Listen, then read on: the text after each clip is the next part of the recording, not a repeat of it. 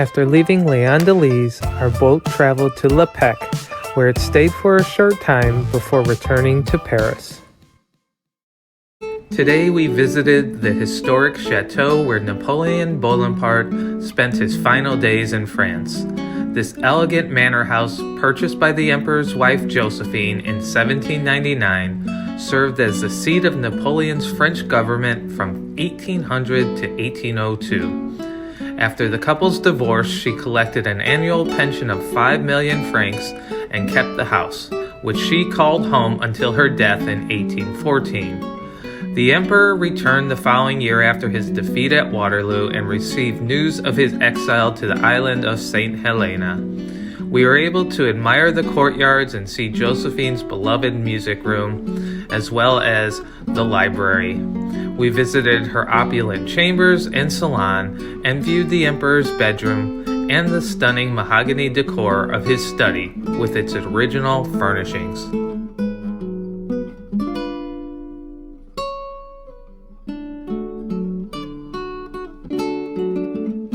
On June 23, 1763, Napoleon's wife Josephine was born on a sugar plantation in Martinique.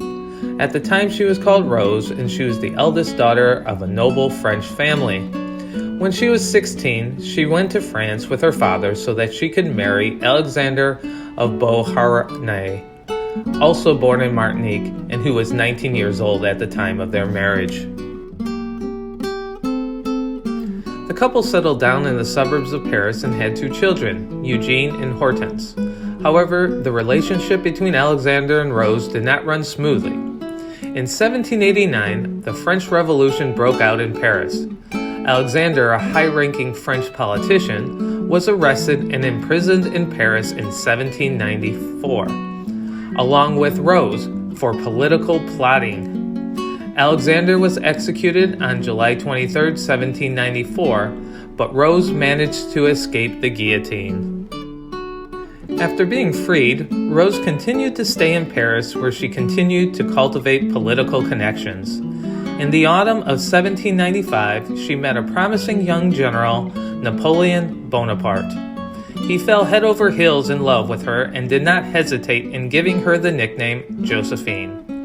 She, on the other hand, did not seem to be so keen, as she was 6 years older than him and was already the mother of 2 children. Nonetheless, the 2 of them were matched in ambition. Josephine did not want to have any children with Napoleon. Instead, she wanted her children to grow in power and wealth.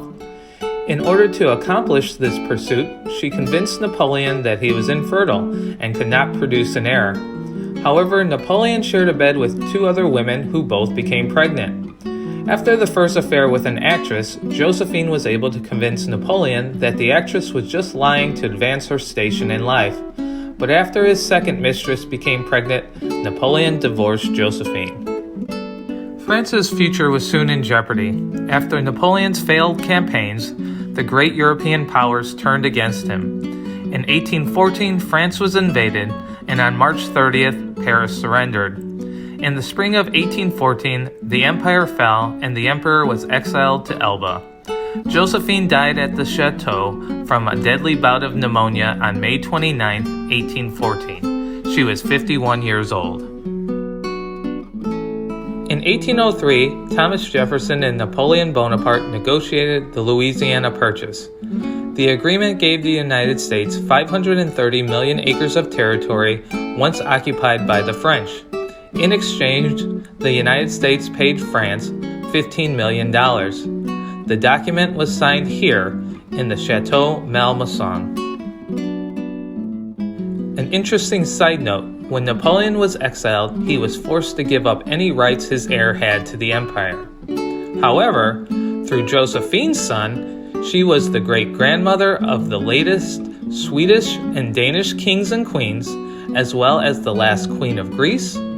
Further, the current reigning houses of Belgium, Norway, and Luxembourg descended from her.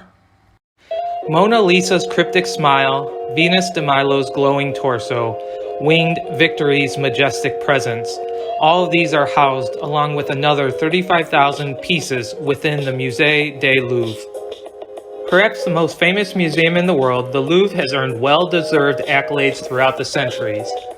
Once the residence of heads of state, this converted palace offers an experience that is unparalleled, containing some of the most famous works of art in all of history. The Louvre is truly an education in beauty. From ancient Greece to medieval Europe to 19th century France, it is simply not to be missed. Construction began at the end of the 12th century. The palace that would become the museum was commissioned by King Felipe Augusta. It was to be a fortress for kings in an age of crusades and battles.